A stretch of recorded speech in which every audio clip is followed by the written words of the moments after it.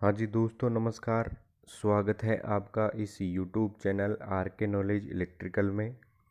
एक बार फिर उपस्थित हैं ऑनलाइन टेस्ट नंबर 10 की आंसर की के साथ में। जिन्होंने टेस्ट दिया है वो इस वीडियो को ज़रूर देखें और अपने आंसर का मिलान करें। जिन्होंने टेस्ट नहीं दिया है वो भी इस वीडियो को ज़रूर देखें, क्योंकि इस वीडियो में अपन कुल इलेक्ट्रिशियन थ्योरी के महत्वपूर्ण 15 क्वेश्चन पर बात करने वाले हैं। टोटल 15 क्वेश्चन है, लेकिन इससे रिलेटेड कुछ अन्य महत्वपूर्ण बातें भी अपन उससे रिलेटेड जानेंगे, उससे रिलेटेड क्वेश्चनों पर बात करेंगे। तो 20 से 25 क्वेश्चन तैयार होने वाले हैं इस वीडियो से। चलते हैं अपन फर्स्ट क्वेश्चन की तरफ। क्वेश्चन नंबर 1 है, कुंडली लैंप का मुख्य लाभ क्या है। यानी क्वेश्चन कह रहा है अपन से कि एक लैंप के अंदर जो फिलामेंट होता है उसको कुंडली का आकार क्यों बनाया जाता है, क्या कारण होता है इसका कि उसके फिलामेंट को कुंडली के आकार में बनाते हैं। ऑप्शन है अपने पास उच्च गलनांक के लिए क्या अपन उसका फिलामेंट कुंडली के रूप में बनाते हैं, उच्च प्रकाश उत्पन्न करने के लिए, कम प्रचालित वोल्टेज के लिए, या बिजली की खपत कम हो इसलिए। इस क्वेश्चन का राइट आंसर होगा ऑप्शन बी, उच्च प्रकाश उत्पन्न करने के लिए लैंप के फिलामेंट को कुंडलित किया जाता है। क्वेश्चन नंबर 2 है, किस उपकरण का उपयोग 1 ओम और 1 ओम प्रतिरोध मान के नीचे सटीक रूप से मापने के लिए किया जाता है। क्वेश्चन है कि ऐसा कौन सा मीटर है जिसका उपयोग 1 ओम या 1 ओम से कम मान के प्रतिरोध को मापने के लिए प्रयोग किया जाता है, जिसे यहाँ पे मेगा ओम मीटर यानी मेगा ओम मीटर बोलते हैं मेगर को। तो मेगर का उपयोग हाई रेजिस्टेंस मेजर करने के लिए किया जाता है। मल्टीमीटर बता रखा है एनालॉग प्रकार का, तो एनालॉग प्रकार से 1 ओम से कम प्रतिरोध नहीं माप सकते। डिजिटल प्रकार का हो सकता था, तो ये अपना क्वेश्चन का राइट आंसर हो सकता था। अगला ऑप्शन है शंट प्रकार का ओम मीटर और सीरीज प्रकार का ओम मीटर। ये दोनों ही ओम मीटर के प्रकार है, शंट प्रकार और ओम सीरीज प्रकार के।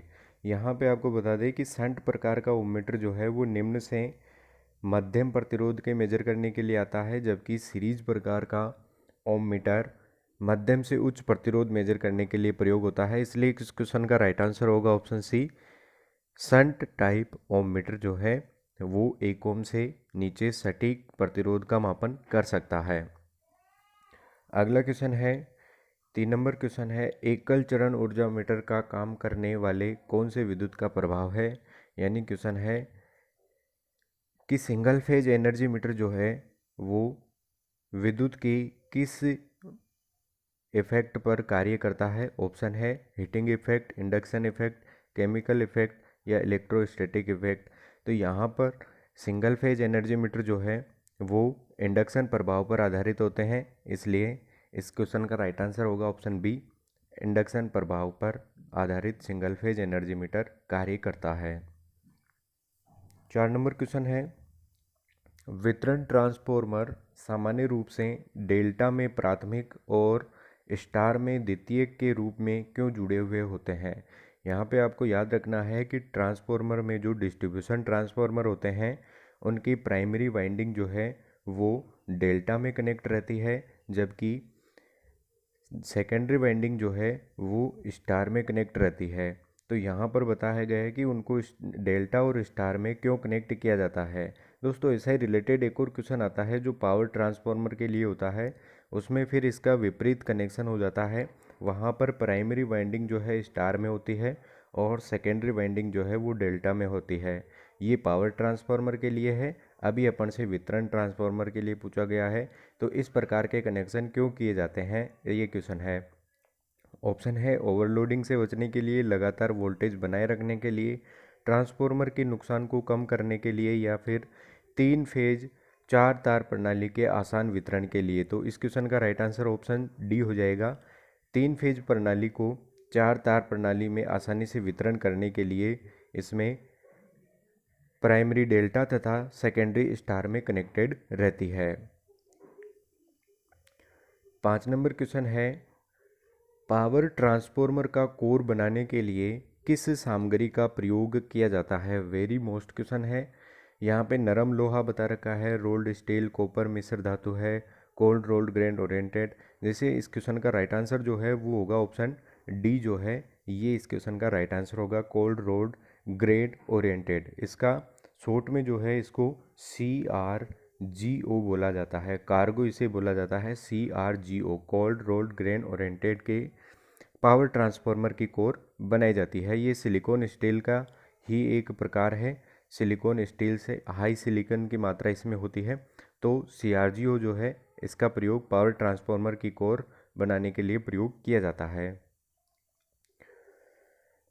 6 नंबर क्वेश्चन है, DC जनरेटर में प्रेरित EMF की दिशा ज्ञात करने के लिए किस नियम का उपयोग किया जाता है। यहाँ पर ऑप्शन अपने पास है, कोर्क स्क्रू रूल, दाहिने हाथ का हथेली नियम, फ्लेमिंग का बायां हाथ का नियम और फ्लेमिंग का दायां हाथ का नियम। दोस्तों यहाँ पे बाएं हाथ का नियम जो है ये DC मोटर के लिए प्रयोग होता है, जबकि DC जनरेटर के लिए फ्लेमिंग का राइट हैंड रूल यानी दाहिने हाथ का नियम प्रयोग किया जाता है। इसलिए इस क्वेश्चन का राइट आंसर होगा ऑप्शन डी, फ्लेमिंग का right hand rule. 7 number question है, DC जनरेटर में क्या प्रभाव होता है अगर इसे लंबे समय तक बंद रखा जाए। यदि DC जनरेटर को लंबे समय तक बंद रखेंगे तो इसमें क्या प्रभाव पड़ जाएगा। क्या फील्ड कॉइल प्रतिरोध बढ़ जाएगा, आर्मेचर का प्रतिरोध बढ़ जाता है, या आर्मेचर रिएक्शन बढ़ जाता है, या इस अपने विशिष्ट चुंबकत्व को खो देता है। तो ये इसका डी इसका राइट आंसर होगा, अपने विशिष्ट या अपने अवशिष्ट चुंबकत्व को DC जनरेटर खो देता है, फिर इसे दोबारा से एक्साइट करके चलाया जाता है। 8 नंबर क्वेश्चन है, 3 फेज प्रणाली प्रेरण मोटर में किस गति को तुल्यकालिक गति कहा जाता है। सिंपल क्वेश्चन है। सिंक्रोनस स्पीड किसे कहा जाता है, तो रोटेटिंग मैग्नेटिक फील्ड की स्पीड को सिंक्रोनस स्पीड कहा जाता है। ऑप्शन सी इसका राइट आंसर हो जाएगा। 9 नंबर क्वेश्चन है, किस एप्लीकेशन को केवल DC की आवश्यकता होती है। किस कार्य के लिए यहाँ पे इलेक्ट्रोप्लेटिंग बता रखा है, वोल्टेज बढ़ाना, ऑपरेटिंग इंडक्शन मोटर, ऑपरेटिंग प्रतिकर्षण मोटर। तो इनमें से ऑप्शन ए इसका राइट आंसर होगा, विद्युत लेपन यानी इलेक्ट्रोप्लेटिंग के लिए DC की आवश्यकता है, बाकी सारे कार्य AC से भी हो सकते हैं। 10 नंबर क्वेश्चन है, प्रकाश की तीव्रता को मापने के लिए किस अवरोधक का उपयोग किया जाता है। दोस्तों वेरी मोस्ट क्वेश्चन है, प्रकाश की तीव्रता मापने के लिए लाइट मीटर प्रयोग किया जाता है, और इसके अंदर किस अवरोधक का प्रयोग किया जाता है, यानी किस प्रकार के रेजिस्टेंस का प्रयोग किया जाता है। तो यहाँ पर आपको बताना है, देखो VDR है, NTC है, PTC है, LDR है। तो लाइट मीटर के अंदर LDR प्रयोग किया जाता है, इसलिए इस क्वेश्चन का राइट आंसर ऑप्शन डी हो जाएगा। LDR का पूरा नाम है लाइट डिपेंडेंट रजिस्टर, और PTC का पूरा नाम है पॉजिटिव टेम्परेचर कोफिशेंट, और ये NTC का पूरा नाम है नेगेटिव टेम्परेचर कोफिशेंट, और VDR का पूरा नाम है वोल्टेज डिपेंडेंट रजिस्टर। यहाँ पर 11 नंबर क्वेश्चन है, एक निष्क्रिय घटक कौन सा है। दोस्तों ये घटक जो है ये दो प्रकार के होते हैं, एक्टिव एलिमेंट और पैसिव एलिमेंट। यहाँ पर तो अभी यहाँ पे अपन से पूछा गया है कि यहाँ पे पैसिव एलिमेंट कौन सा है, निष्क्रिय घटक कौन सा है। तो डायोड, ट्रांजिस्टर, ये तीनों जो है ये एक्टिव एलिमेंट की श्रेणी में आते हैं, यानी ये सक्रिय घटक है। और कैपेसिटर जो है ये अपने निष्क्रिय घटक यानी पैसिव एलिमेंट के अंतर्गत आता है।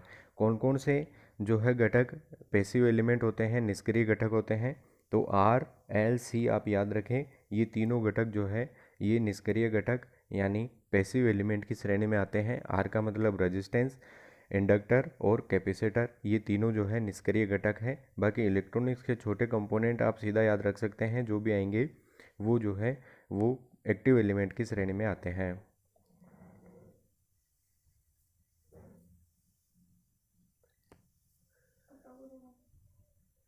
बारह नंबर क्वेश्चन है, डिस्चार्ज किए गए सेल के आंतरिक प्रतिरोध में क्या प्रभाव होता है। डिस्चार्ज किए गए सेल में आंतरिक प्रतिरोध में क्या प्रभाव पड़ जाता है। तो यहाँ पर बता रखा है, अधिक हो जाता है, कमी हो जाती है, शून्य हो जाता है, या समान रहता है। तो डिस्चार्ज सेल का आंतरिक प्रतिरोध अधिक हो जाता है, ऑप्शन ए इसका राइट आंसर होगा।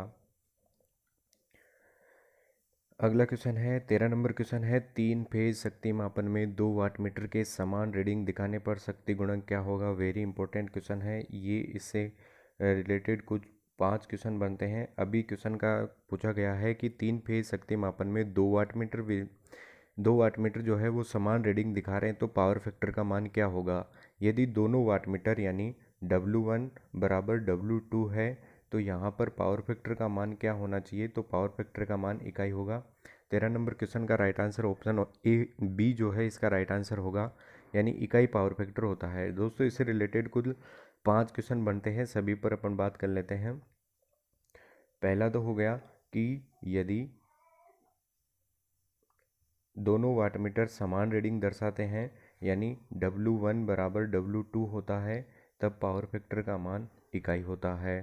और W1 और W2 में रीडिंग में दोनों में कुछ अंतर होता है, तो पावर फैक्टर का मान इकाई से 0.5 के मध्य होता है। और यदि W1 यानी एक वाट मीटर जो है वो टोटल पावर दर्शा रहा है और दूसरा वाट मीटर जो है वो शून्य रीडिंग दर्शा रहा है, तो पावर फैक्टर का मान जो है वो 0.5 होगा, यानी 1/2 होगा।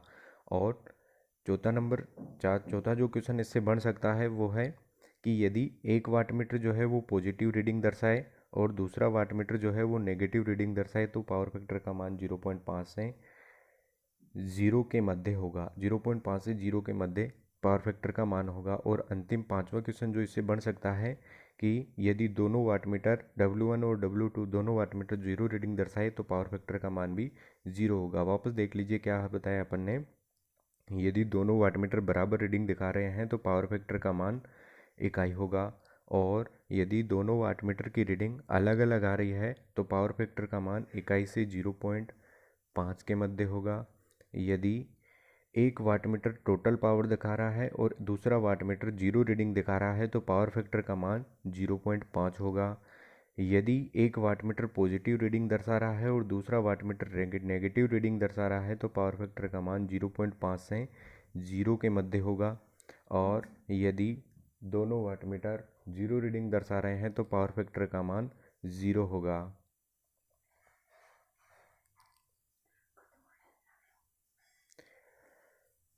अगला क्वेश्चन है, एसी सर्किट में करंट के कुल विरोध के रूप में किस वैद्युतिक शब्द को परिभाषित किया जाता है। एसी सर्किट में करंट का कुल विरोध करने वाला इम्पीडेंस कहलाता है, जिसे प्रतिबाधा अपन कहते हैं। प्रतिरोध जो है करंट के मार्ग में विरोध करता है, जो एसी और डीसी दोनों में एक तरीके से कार्य करता है।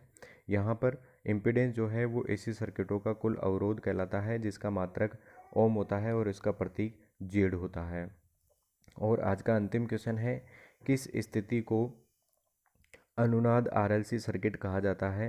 यानी अनुनादी सर्किट रेजोनेंस सर्किट किसे कहा जाता है, तो रेजोनेंस सर्किट जिसमें कैपेसिटिव रिएक्टेंस और इंडक्टिव रिएक्टेंस का मान बराबर हो जाए वह अनुनाद सर्किट कहलाता है। ऑप्शन सी इसका राइट आंसर होगा।